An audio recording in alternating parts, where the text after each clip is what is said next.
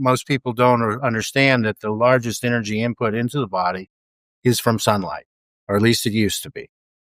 And the body is over millions and millions of years has adapted to sunlight in ways that were, actually amazing ways, where certain biological functions actually are now starting to be shown to align with certain wavelengths of light and for optimum performance.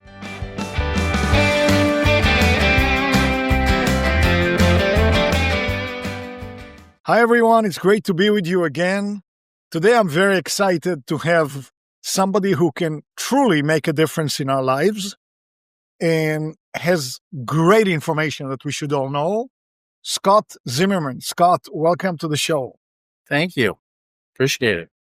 Scott, I've read a lot of your work. I heard a lot of your work, and I truly do believe what I just said, that the knowledge that you can share can make a difference in all of our lives. So I don't even know exactly where to start because there's so many points of reference to go to. So I'm going to let you lead by taking the road. Probably when you get on interviews, people say, describe the route that brought you here. I'm going to say the same thing. Okay. Well, I have 40 years of experience in optics and displays. I have 86 issued patents in the area. And I basically was looking around for somewhere or some new ideas. In particular, I started out with talking to Hamlin about near infrared, because I was, interested in sunlight, and I'd been looking at sunlight in its totality. And for people who don't know, sunlight is 280 nanometers out to almost 6,000 nanometers. And we have a kind of a warped sense of what that is, and we can talk about that later. But most people see a curve that looks like it peaks up in the visible and then goes down to nothing in the near infrared. And when you really get into it, it's a lot more complicated than that. I was looking around and I had some ideas around how to make light sources that were closer matched to sunlight. And then along the way, my granddaughter ended up with neuroblastoma. And I got very interested, my wife and I got very interested in trying to understand how the effect of sunlight, not to fix anything or get rid of chemo, but to essentially enhance the effectiveness of chemo. And that's still a focus of the company, even though we're selling light bulbs at this point. We're a small 2-person company for when you add the wives in.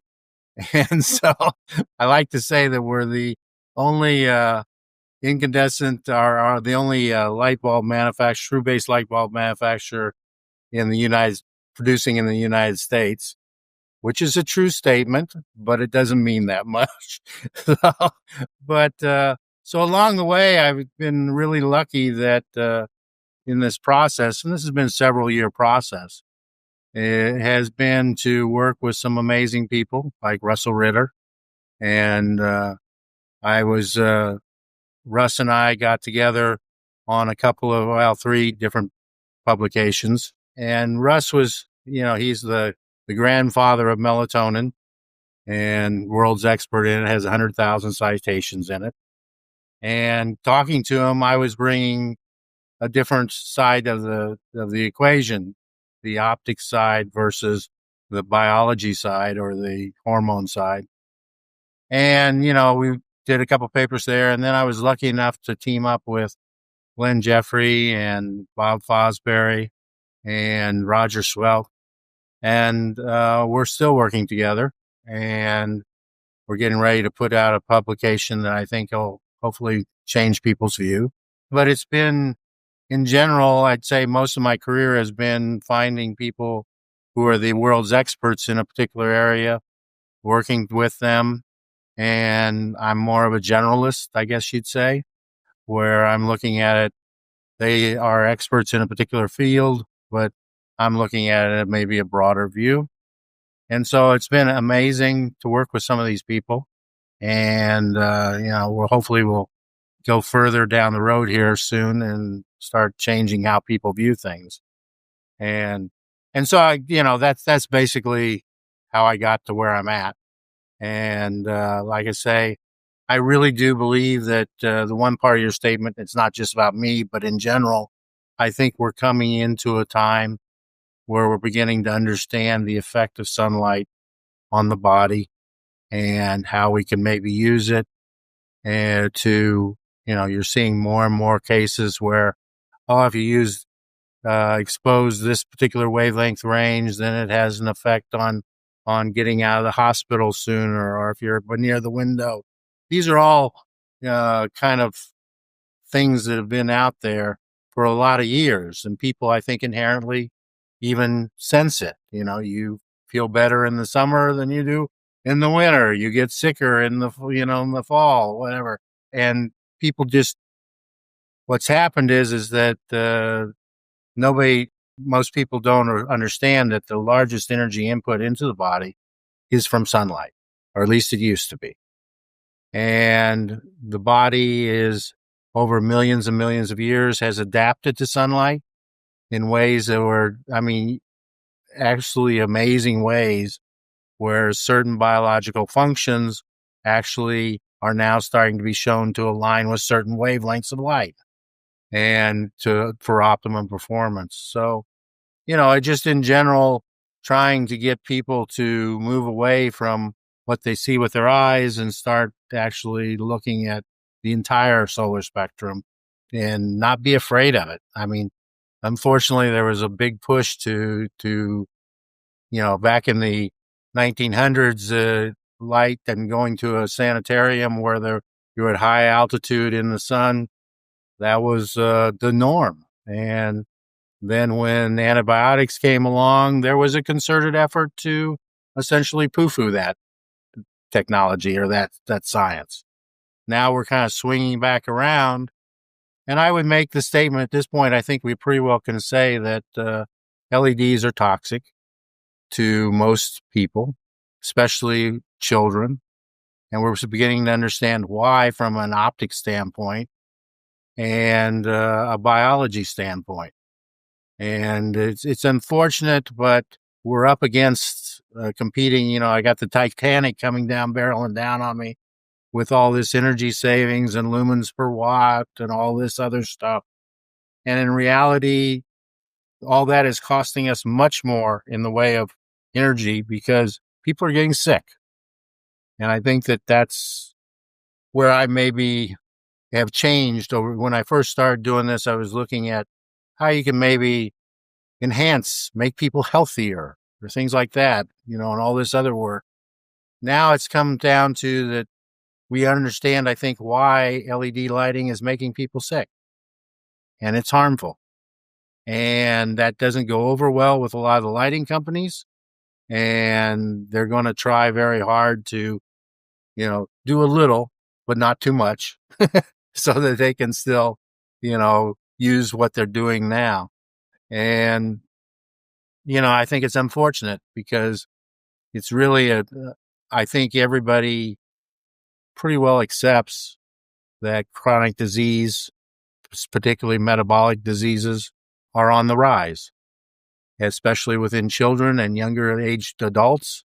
It's no longer a, old people thing. It's getting to be something where younger people are having issues earlier. And I think they need to understand that a good portion of that is associated with the light environment that they're in.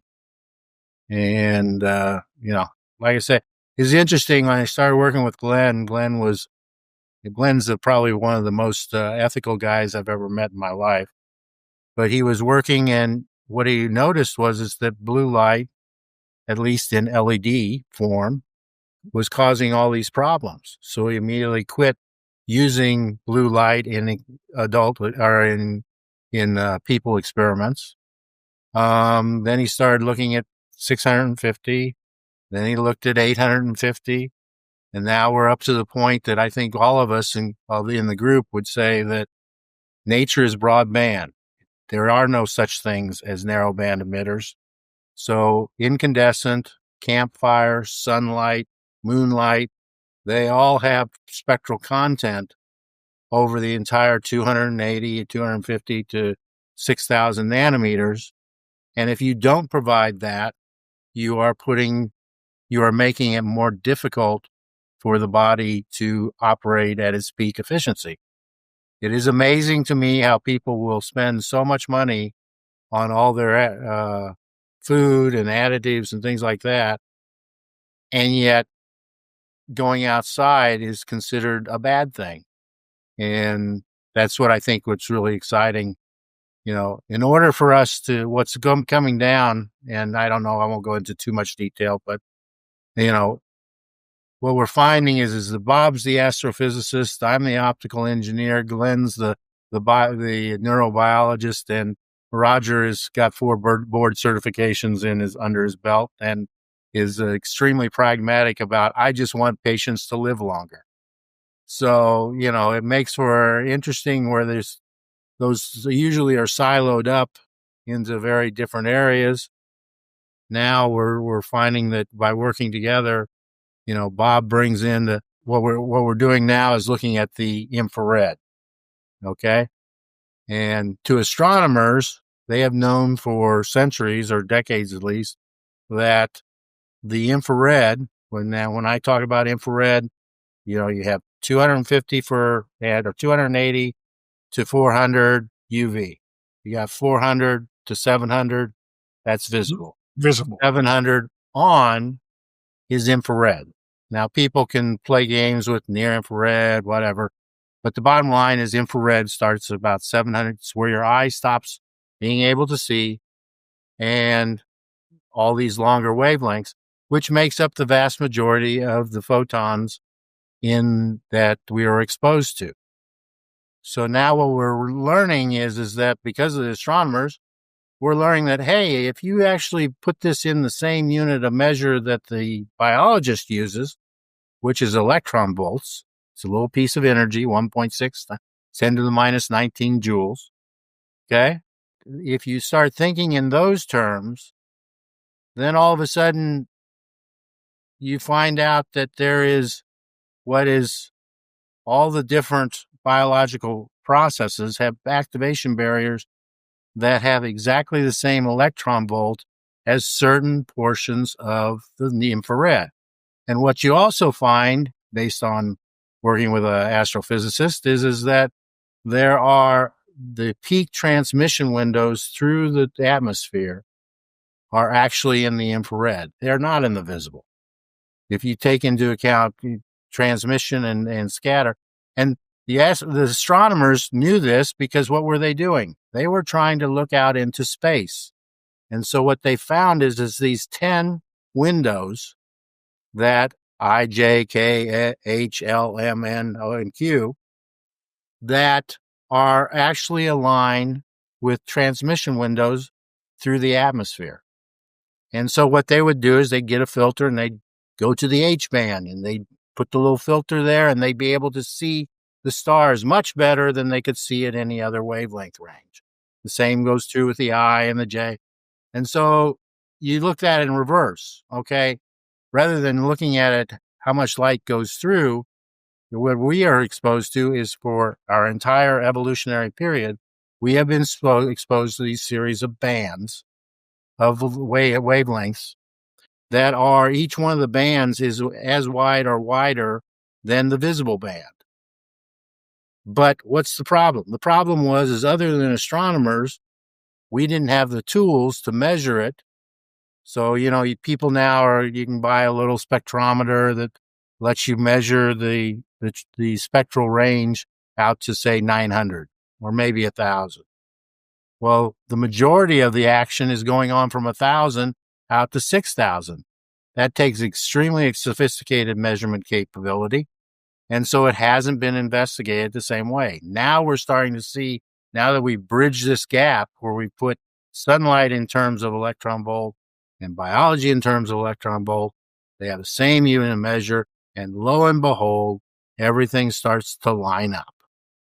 And the reason that you have a particular complex 1 in your electron transport chain, that biological, is literally because sunlight has been providing those kind of photons, the same energy, to provide a photon assist in the thing. So we are built around the idea of sunlight. And what we have been ignoring is that we threw everything out, even the stuff where they're doing now, where they're adding some 850 or 900 or whatever into it. They're missing the boat. You start around, we are literally designed to operate. You take advantage of 1,000 to 6,000 nanometers. And lo and behold, what are the kind of sources that actually do that? A campfire, incandescent bulb, sunlight, moonlight. Those are what's going on. And we've been totally ignoring it. So it's really kind of cool. And I think that it's going to change how we view things. You have to learn a little bit about, some of the physics and a little bit about the biology. And believe me, biology is the Wild West as far as I'm concerned, no understanding what's going on there. But optically, it makes a lot of sense that things work the way they do.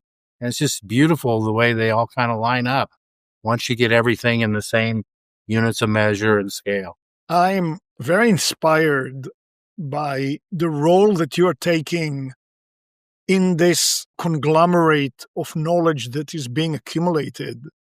Because, I'm an engineer, first of all, I'm electrical, engineer. So right there, I have an affinity. But people are talking about the light spectrum of the sun. And by the way, just for our viewers, when Scott says 900 to 1,000 or 6,000, it means nanometers. That's the wavelength. But to have, an optics engineer in the midst of this group, to me, is extremely valuable. Because we're talking about optics. So. We're talking about, I hear those discussions with Bob and we had Roger on our show. It was a very good, interview. But you, in some ways, you're very, very central to this and a very necessary glue coming from the optics viewpoint. And one thing that I've been experiencing is when I talk to people, very intelligent people, friends, smart people, the level of skepticism that I encounter when I talk about being more exposed to sunlight, maybe being exposed to the morning sunlight with more red and infrared, and you talk about the UV part, which of course has its own story, which we will get into. And the level of poo-pooing and skepticism on the part of very intelligent, everyday people, it's almost like I'm talking to a wall. So, the more the effort goes forward, the more knowledge is put forward because you talk in objective terms. You're not making stuff up. This is all measurable. And yet the public, and again, I don't even know where to start to go to the next point. But when you talk about the Department, of Energy and the criteria that, hey, if we have a light in the home, we only consider the visible light so we can see better, and everything else is superfluous and even wasteful. So, the infrared component is clearly the first one to go because it generates heat, and heat is wasteful. So, and we don't see it. So let's just get rid of it. So, and I know that your company is involved in making very smart bulbs that do follow the rules of the DOE and yet manage to introduce the infrared component. Although with the new, more stringent rules, I don't know how far you guys can stretch it. Yeah, well, it's hard because, if they pull off, when Biden came in at the last minute and put that rule change in for 120, we put in a petition to basically override that with the government. But it's very difficult. I had high expectations for RFK Jr. that he would get involved in this area. Unfortunately, I think he's got his hands full just doing what he's doing with the red dyes and things of that nature. And I wish that we could get people to really believe and understand that sunlight represented the largest energy input, that you can track exactly the change in spectrum against all these different diseases. Glenn is showing beyond a shadow of a doubt that incandescent versus LED is always superior in its effect on everything from your eye sensitivity, your color contrast. And we're showing, Bob and I are working very hard to show the mechanism behind that. But it's really frustrating because the reality is that I think large portion of the chronic metabolic diseases, especially in children, they don't go outside and play like they used to. They are kept inside. They are warned that sun is bad, all that kind of stuff.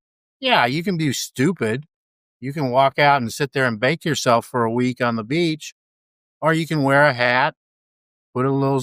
So I keep on saying my grandpa, he was a dairy farmer, and he had long cotton sleeve, had a straw hat and overalls, and when it was time for lunch, he'd go sit under a shade tree. It Well, was not that complicated. It's like Alexis Cohen, who I had here as well, says, why don't you use nature's sunscreen? It's called shade. Yeah, it's kind of, and my frustration is literally, I mean, look at the astronauts coming back after being 6 months up around LEDs. Look at what we did. I did a lot of work trying to show the benefits of sunlight on disease or COVID transmission. 99% of all the COVID transmissions occurred indoors. They didn't occur outdoors because, number one, you had sunshine, and we have the data. I mean, that's the thing that's so frustrating about this stuff is we know how much sunlight affects the half-life of COVID virus in various droplet forms. We know that the body is essentially enhanced.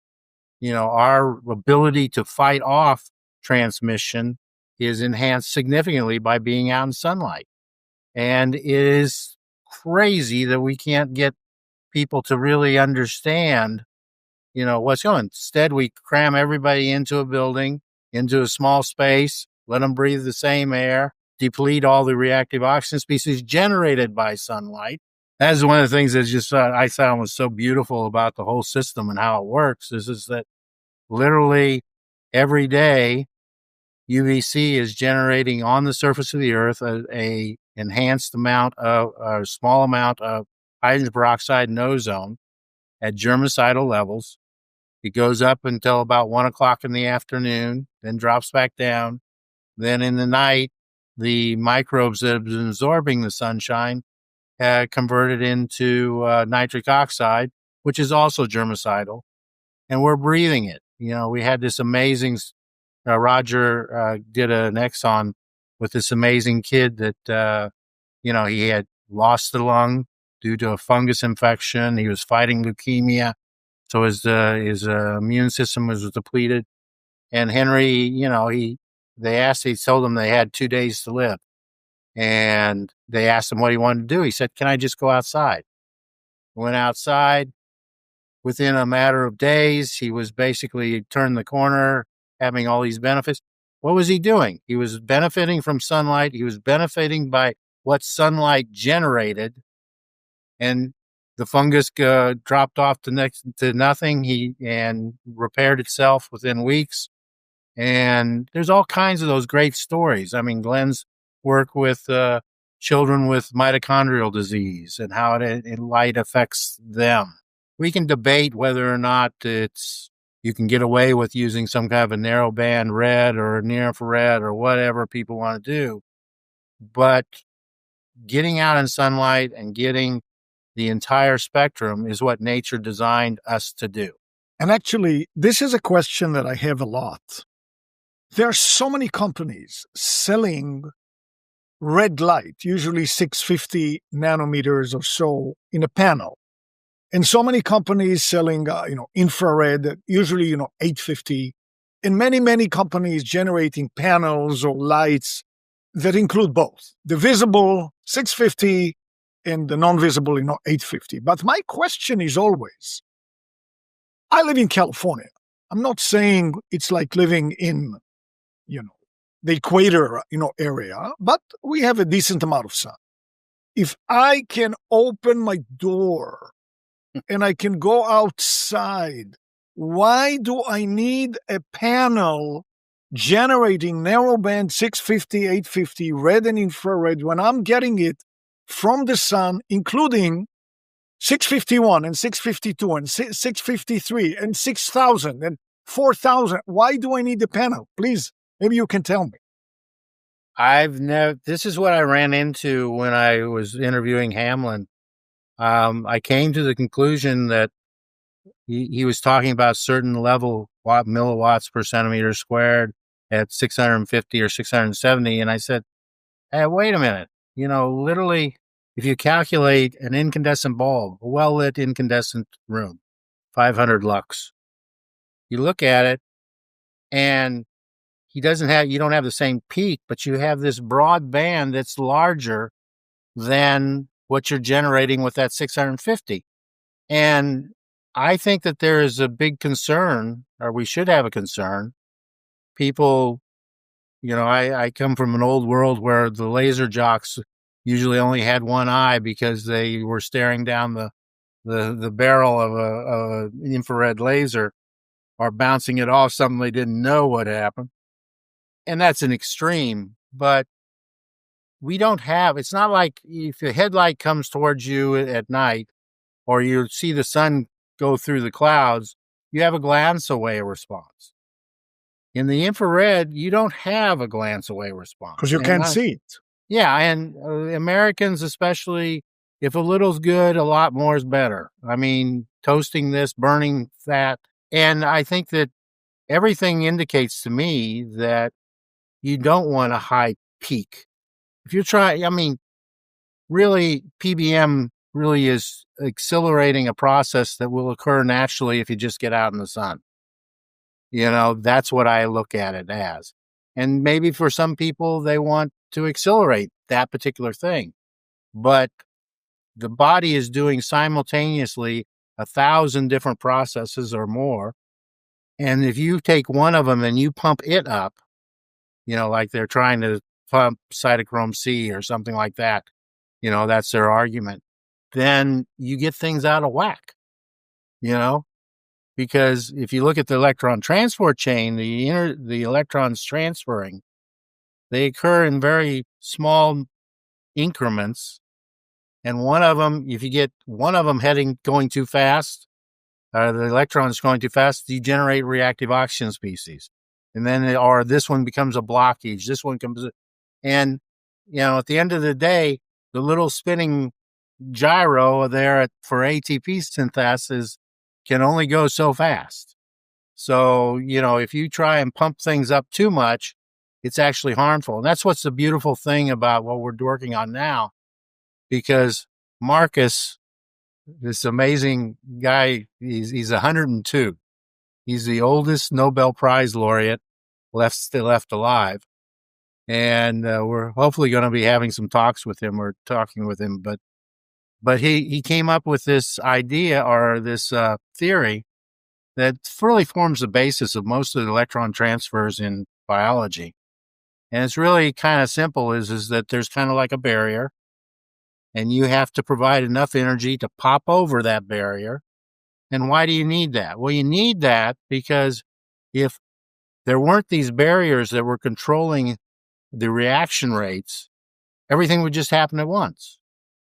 But in biology, we have all these barriers that with a very specific amount of energy will allow you to jump over it and go on to the next barrier and jump over it. Stages, if you will. Stages. It's like, as Bob likes to say, it's kind of like the old locks.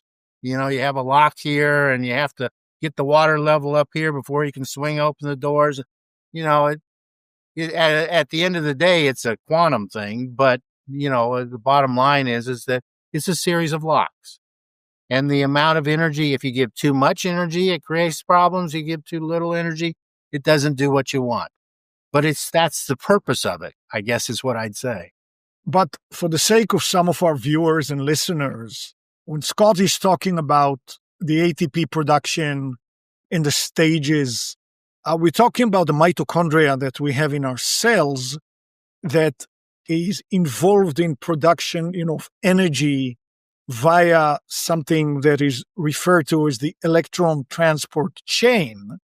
And that happens in these stages, of energy leaps that we are discussing here, creating, the energy that we need to be here now and talk and walk around and all of that stuff.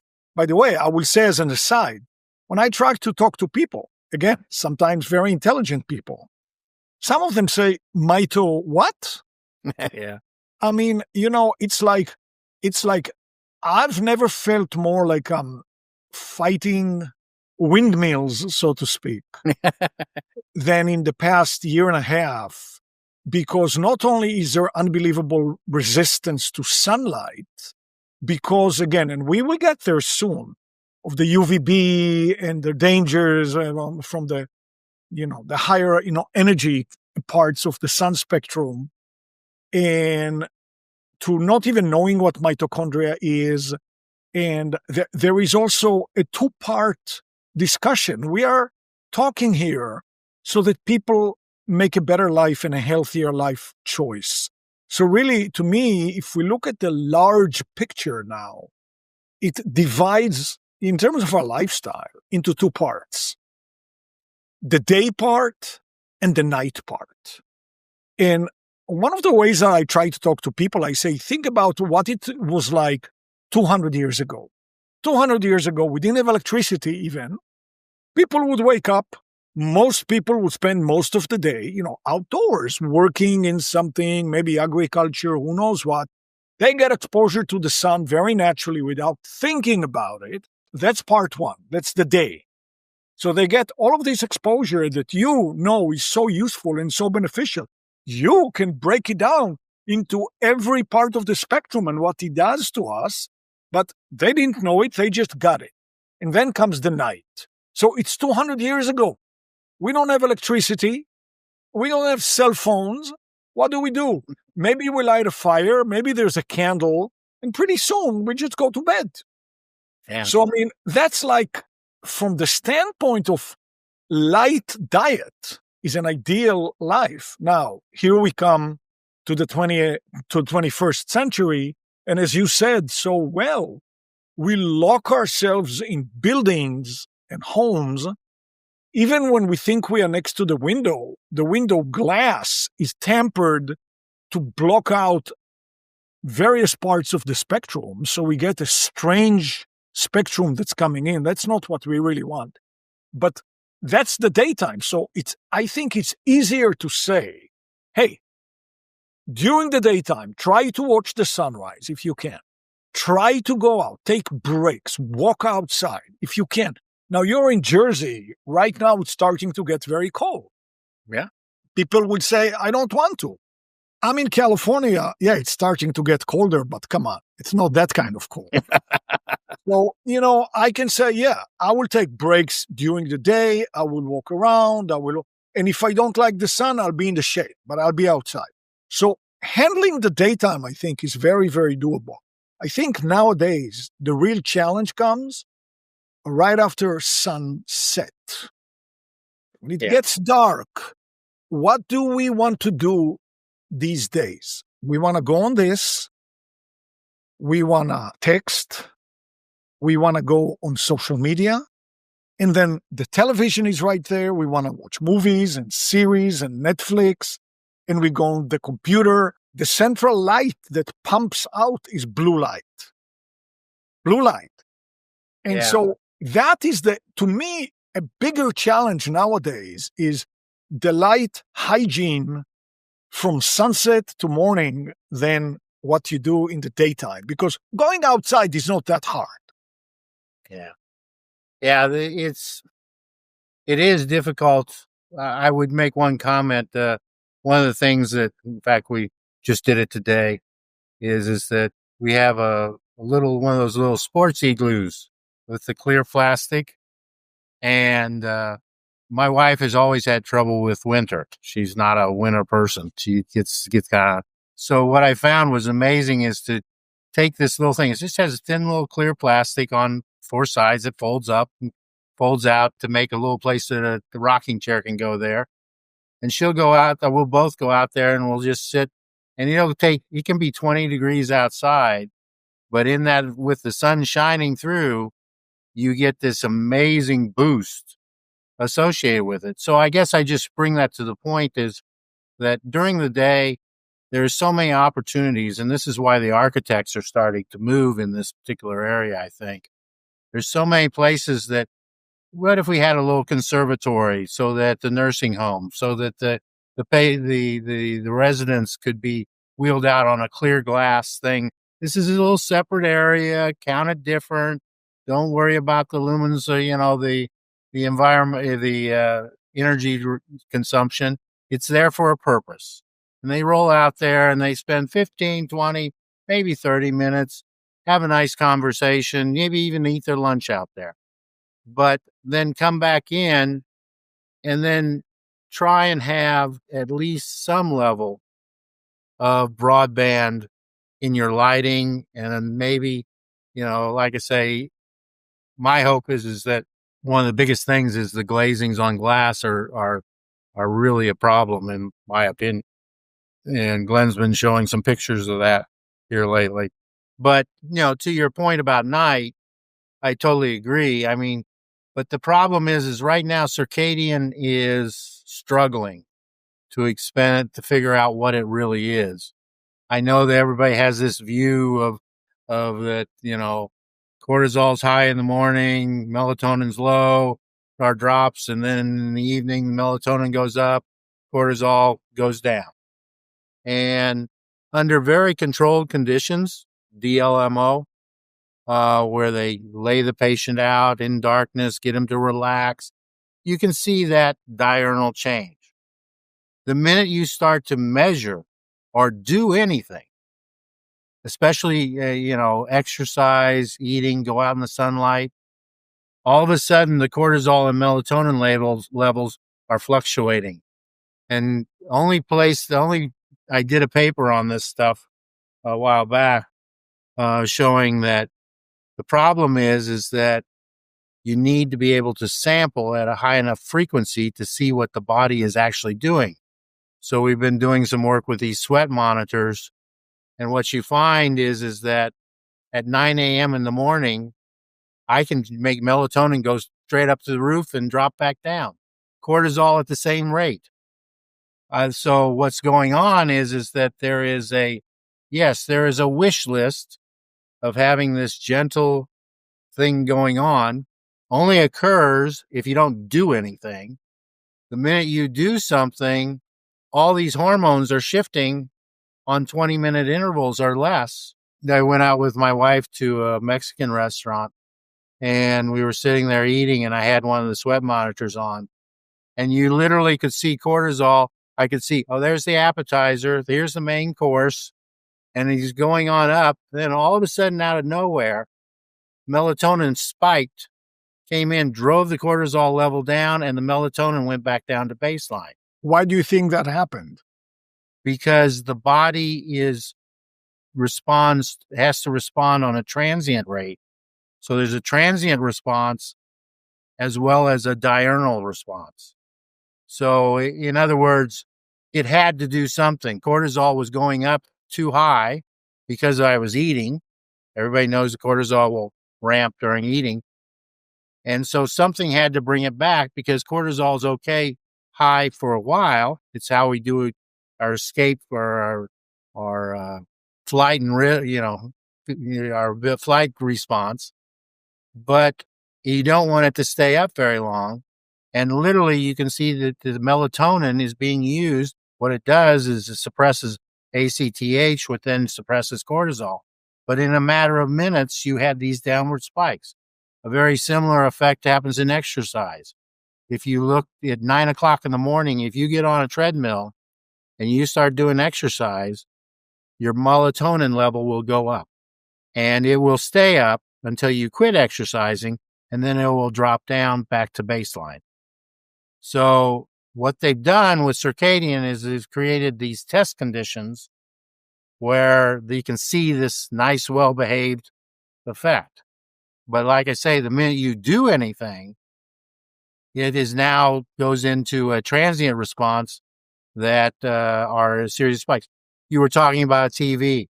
If I took, we were in a hotel and it was dark. I was watching a game or something. I forget what I was watching, but I had the sweat monitor on. What you saw was a series of spikes of cortisol off 10 lux from a TV. 10 So, lakhs. And yet, yeah. yeah. And so the point being is circadian is missing a huge portion of what goes on in the body. And if you get these spikes, I then stayed up at late at night intentionally. And what happened is the melatonin level dropped off that you normally see from diurnal, and you got a series of cortisol spikes until I went back to sleep. And then the melatonin came back out. Okay, let's roll back to where you started watching the TV. Mm-hmm. And let's assume that the driving light that came out at you was this blue light from the television. What if you were to wear effective blue light filtering glasses? I don't know exactly what the frequency is. It's in the 400s. You block the exact right frequency. You wear those blue. Now you're watching television. Have you done something beneficial? I think given the intensity level of the blue green, and it's not just blue, it's blue and green, because melanopsin actually responds just as big a response in the green as it does in the blue if you take into account sunlight's solar spectrum.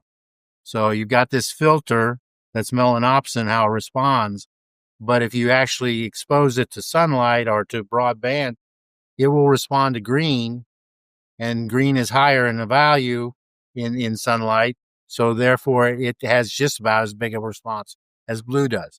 I'm not a very big fan of the picking on blue. I know that some people swear up and down by it and they wear their blockers and they even have red lights at night. But my reasoning is that if you look at the sunset, which is what everybody is saying is what's going to make us, sleepy or whatever. The sunset, which is some beautiful reds and oranges sometimes. But in all cases, if you look around, cloudy day, whatever, blue is on your left and right and behind you. If you integrate it, as Bob's done, the amount of blue, and what happens is that as the sun starts to set, that may or may not give you some pretty nice reds and oranges. I don't know how anybody thinks that that's doing anything, but that's what they're doing. But what happens is that the higher angle as it approaches the atmosphere means that the majority of the stuff transmitting through, there's a big peak associated with 480 nanometers because there's not as much ozone absorption, and it hits the rest of the atmosphere and goes into the thing. So if you actually calculate it at night, there is a spike at 480 that we see that is actually there. So blue at night. So what melanopsin appears to be doing is allowing us to get this blue signal independent of whether it's cloud covered or whatever, or a great sunset or whatever. And then as it goes on past sunset, that blue signature is still going on. So we're kind of getting it's dropping, but it's actually melanopsin is actually appears optically to be the key for sunset, not just for sunrise. So, and the opposite happens in the morning where you have the high altitude and it starts to kick you up. So, I believe very strongly that nature doesn't give a rip about the rules we play. It actually cares about what works. And these are much better biomarkers, are better sensor things than what people are talking about. So, I think the problem that you see with the blue that we have at night is not so much melatonin suppression as it is cortisol excitation. We're essentially stimulating cortisol. All at times we shouldn't be stimulating cortisol. Melanopsin is telling the SCN that, hey, things are starting to settle down here. We're time to go to bed, whatever. But then, oh my gosh, there's this bright light. It might have been a lightning strike in the old days, or it might have been, who knows what, fire coming its way. I don't know what it is. But the point is that I think circadian is needs to be revisited because it's missing a huge portion of what's really going on optically. Okay, going back one step though. So I hear what you say. And actually, there is a charming French movie about romantic sunsets. And the name of the movie is actually something like The Green Line or something. Apparently, when you watch a perfect sunset, there is one moment when there's a green line. And if you watch it, it's like a space, whatever. Yeah, I've heard. There's a whole movie about it. But I mean, so let's say somebody says, I want to watch TV. I don't want to give it up. I don't want to give up. But I understand what you're saying, that it stimulates cortisol. And I don't want to stimulate cortisol at night. So I'm going to block. So I said blocking the blue. Now you're telling me, yeah, you got to block the green as well. All right. Well, you can do that though. Yeah, I mean, and I guess my problem is that why do I have to give up something? What used to be the case is that my grandkids would come up and I'd sit down and we'd have a incandescent bulb on a lamp and I'd have a book. That book was reflecting all kinds of infrared. And I would just argue that the same thing is true. There were times, nice bright light, and there's blue on the page, whatever, be it a whale or a whatever. But there was also all the other wavelengths. And especially when you get into the far infrared, the longer wavelengths, all the stuff. There's a really great picture by Nick Spiker of his sister-in-law, and it shows the H-band, what we look like if we could see at 1.5 to 1.7 microns, or 1,500 to 1,700 nanometers. And all of us have the same characteristic. We are Black black with white hair. with white hair. And if you notice that picture, her clothes were white and translucent. So, there's all this, the body goes to extreme extent to absorb these longer wavelengths. Why is it absorbing longer wavelengths? Because it makes the electron transfers more efficient, less reactive oxygen species, and that is then forms the basis for us to be able to survive against UV, visible, which are much higher energy photons that we need to be able to see what's going on, that we need in order to generate vitamin D, but it does so in the context of always being exposed to an excess of infrared photons, which is setting up the entire basis of our biology. And, when you don't have that, then I believe that what you don't have with LEDs, even the longer wavelength ones, then I think that you got a problem. And that's what's causing a lot of the issues associated with chronic diseases. I'm going to take a little break here in a way as to ask you, I know you manufacture very cleverly designed lights that do fulfill the requirements, at least so far, that the government has put out in terms of, the LED part. But you also managed to put, as I said before, the infrared component on them. So if you can tell us the name and how we can get those lights. Well, I mean, this is what the light looks like. See if I can get it to where you can see. I can see. And these are LEDs, and these are little filament. If you remember in the old days when we had little filament flashlights that had the little bulbs, those bulbs are 100% efficient at generating infrared all the way out to 6,000 nanometers, but they're really lousy at generating blue, and green. So what we do, especially if you run them at a point that they last very long, because filament bulbs, their lifetime expands rapidly when you run them at lower voltage. More infrared, less visible. Everybody was always trying to make an incandescent be more efficient at generating visible, but it's kind of like it's called basic physics of a black body. So what we did is we added the LEDs in because LEDs are pretty efficient. They're only about 50% efficient at generating visible light, but they're efficient enough that you can put the two of them together and still be able to get, depending on what ratio of infrared to visible, and so what we designed is to basically take advantage of the filaments, thermal filaments, or the bulbs for the incandescent part and the LEDs for the visible part, put the two of them together. So the way the bulb works is that when you run it at full brightness, it has both the LEDs and the filaments at full power. And then as you go through the dimming process using standard dimmings, it's an analog dim. What happens is that the LEDs slowly drop out, and eventually you're just incandescent. So you get that nice, I don't know about you, but I like that nice warm orange, warm feeling of an incandescent being dimmed down. And what it does is it gives us the dimming range that's superior to even an incandescent because the LED gives you the visible portion. And as it walks away, you got this long tail. You can go down to where it looks like a candlelight, type thing. And that's the goal, to give people. I would argue that everybody jumps up and down about spectrum. That's important, but dimming range is one of the things we gave up with LEDs. And that's been a lot of the problem.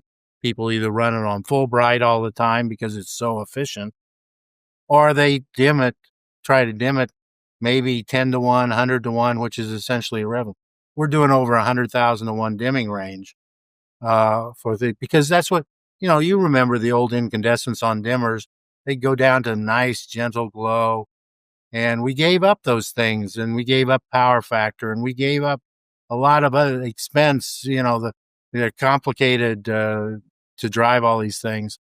And we offer not only an AC version, but we do a DC, which is what I try and convince people to do. If I could do nothing more but convince people to put one of our DC bulbs right there next to their computer or where their kids are at their nightlight, and flip it. It has two modes. It has daytime, where LED and incandescent is.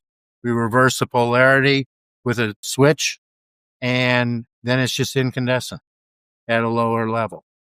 But the power source from the wall socket is AC. You need an AC to DC conversion of sorts. Yeah, that's what we do. We provide it with the bulb as a kit.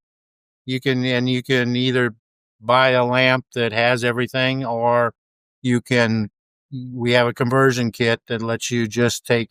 If you have a lamp that your wife really likes or you like, you basically can convert it into a DC with two different stages. I call it day and campfire because that was the goal. What's the name of your company, and how do we go to the website to get those lights? Nira Lighting, NIRA lighting.com. And is there any light? What's the DC light that you were talking about? Well, can I find it easily? Is it going to be right there for me to see? Yeah, you just go to Spotify, and we have a list that you can order. I mean, personally, like I say, we did everything we could in this newer. We went through a couple of iterations to do the AC because you want to get flicker down to a couple percent. But even then, incandescent by itself has 10, 15% flicker in it. It just doesn't seem to bother the body as much. That's why I personally like the DC, especially, because we're really just trying to get kids exposed to some, and a lot of kids, they like a little bit of a nightlight or whatever. And this kind of gives them all infrared. And that's all it's doing is switching between LED plus infrared or incandescent and incandescent. That's all we do in that particular case.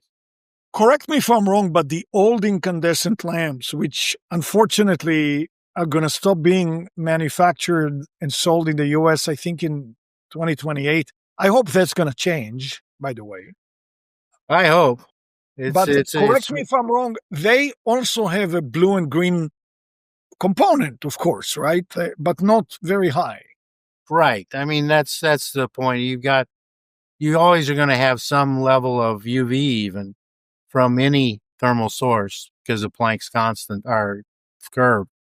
But, we have 150 years of showing that incandescent was okay, you know, and now we can make these hybrids where we combine LEDs and incandescents that are not only okay, in fact, they're a closer match to sunlight than an incandescent is because its sunlight does contain significant amount of blue and green. So you actually need the benefit of adding in some stuff to incandescent if you truly want to match sunlight. It's eventually I'd like to get to the point that we do match. We have all the tools. We have between the phosphors and the LEDs and the incandescent filaments and even some UV LEDs, we could do a very good match. And I know that everybody's going to run around always putting UV into these things. We walk outside, it's UV. Get over it, you know? And Will you and be and able? quite honestly, I think that there's going to be more and more dermatologists. And Glenn was talking to Huberman. He just released that podcast. And the point is that the body is designed to use that UV for very important things. And if we don't get it, then you're going to have all these issues. And there's more and more evidence that it's actually the opposite of what everybody thinks. If you don't get all the other spectrum along with UV, maybe you have a problem. But if you don't get UV, then you're basically setting the kid up for failure, in my opinion. Before we visit the UV, which I think we really should, I'm going to go back and say with the new government standards that have been put in place, will you still be able to stretch it and generate what you're generating now with your lights? It's almost impossible, to be quite honest. The 120 lumen per watt limit is going to force all the lighting companies to give you really bad color quality. And, all for something that, in my opinion, is actually wasting more energy than, you think about how complicated most of these driver circuits are in these bulbs, how cheaply they're made, how much they affect the environment versus it used. I say this even though I sell a combination hybrid. You think about the environmental impact of a glass light bulb, filament light bulb. It was basically nothing. It's why they got so cheap. They were able to build, that incandescent bulb had at least now what do? We go out, we got to farm every phosphor and rare earth in the world to get everything to work the way we want it to. When it used to work just fine and people were happy. But I don't know how you get around. Like I say, we have tried numerous times to get to RFK Jr. and say, hey guy, this is stupid. And I don't know how else to put it. But there's so many barriers between any of these people who can do something and people like us that, I don't know what it takes. Well, the short-sightedness of it is you talked about the visible light. The visible light is maybe 10% of the spectrum that we get from the sun. That's what we can see. So, a lot of the knee-jerk reaction is what we can't see either doesn't exist or is not important. In this case, they say it's not important. So let's get rid of it at a huge cost to human health because you tell everybody that will listen how much we need the infrared part of the spectrum and what it does inside our body, a million things. Yeah. And, it's I mean, the body, optically, the body is just the most amazing thing. It absorbs strongly in, or puts most of the energy in the UV into the protein or into the cholesterol because water has a very low absorption in that region. Then you go through the visible where everything's very low so that we can see very well. Then you get into the near infrared where what I call the near infrared 700 and 900, and you're penetrating deep into the body, doing all kinds of spreading, generating a very low photon density, but you're going all throughout the volume. I mean, you literally can pump through a hand or pump through a body, as Glenn's shown and Bob's shown. But then you get into these longer wavelengths, and the body is absorbing like gangbusters because that is so important for our basic biological processes. And as you said, most people see the solar spectrum that is put out by ASTM 1.5G. It's got this peak in the visible. Then you see these little bumps that mean nothing.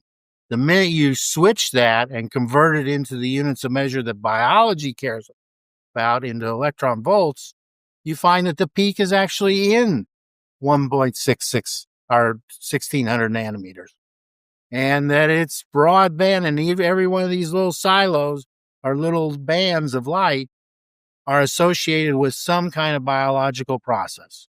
Is it a coincidence? I don't think so. And that's what makes it run the best, whether you like it or not. And an incandescent fills up each one of those little bands just well, very well.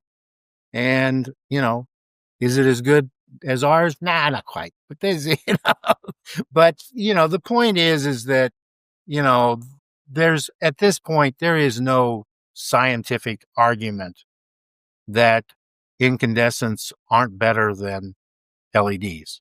LEDs are inferior in every category except how much energy they use. Right. Okay, And going if back. you can't turn it down, if you can't dim it, then you're wasting more energy than you think because Right. The dimming, nobody talks about that. You did, but it's not there. It's not, out there. The dimming process, it's night. You want to relax, you can dim it. well, By the way, I had a neighbor and she had the most god awful blue-white outdoor lamp or light on her porch. She would leave it on all night at full blast. And, I grew up in Kansas and, you could just look out across and look at the barn lights for each one of the farms. And that was the only light that was on, maybe a little candle or something in the house. But now we have it constant, and it's crazy because it's not helping anything. It's not making people safer. Every study shows it's not making people safer. So why are we doing it? talking about that, I want to jump back to what you talked about, the intensity of light. Let's even say that the frequency is okay, but the intensity, if it's nighttime, does strong light deter from our sleepiness, or is that more of a myth than, what do you think about that? Well, all I know is what I did with the sweat sensors, and quite honestly, and it makes sense to me from a evolutionary standpoint. If there's a flash of light in the middle of the night, a million years ago or 100 years, 1,000 years ago or whatever, you cared about it. The body responded. And how did it respond? There was an adrenaline and a cortisol spike. Oh, gotta get up. What's that? What's that? Was that a lightning strike? What? I maybe should move. It's not rocket science on this whole thing. It's kind of like anything that you're doing that alerts the body.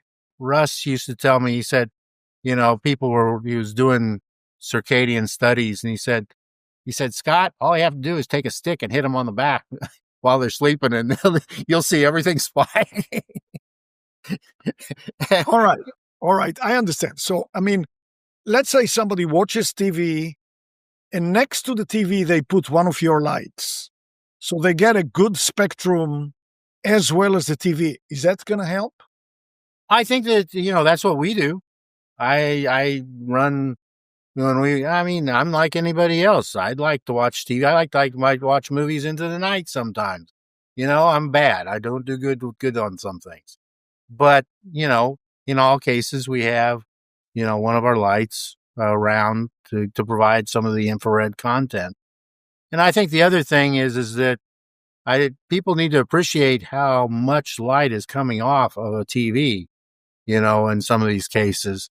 And it's just overwhelming because, you got all these different, very narrow band emission to get higher color contrast. You're getting higher and higher contrast, so you're getting more modulation or flicker. I mean, there's no difference between the light bulb and your TV as far as flicker levels. In fact, in a lot of ways, it's worse. Putting something in there that gives you something to at least fight back. How good it is, I don't know. That's something people will have to run a study and see. But I think especially at night, high intensity, bright flashes of light are going to cause your cortisol, again, tied in with this. You don't see it if you're not measuring. I keep on saying it's kind of like all a circadian is. They have a ball in their hand. They took a picture. They threw it up in the air. They caught the ball and took another picture. That's what they got. What happened in between is being missed because these sweat sensors are running at 3-minute sampling intervals and, blind. So you don't even know what's going on. You're just wearing the thing like you would a constant glucose monitor. And, you come back and you look at the biggest problem is journaling all the things you're doing because almost everything that you do changes your cortisol and melatonin. And what's really cool is that in one case, we'd be able to show that the melatonin spikes, the TNF alpha, which is associated with cancer, drops like a rock. And there's something we can figure out here. And ultimately that is my end goal is that light has got enough power in it. If we understand how it's doing, that we can at least make it so you don't have to have as much chemo maybe, or you get help with some people that are having dementia symptoms. Those are the things that really, and like Glenn's done with the kids with mitochondrial diseases, you don't fix it, but you sure can help it. And the only way to do that is to understand the mechanisms in it. I want to take you down the path of both talking about the UV and talking about melatonin and how it doesn't just come from one place like most of us think. Thanks for joining me today. Click the subscribe button for more video. Got a question or comment? I love questions and comments. Leave yours below. And here's another video you've got to see.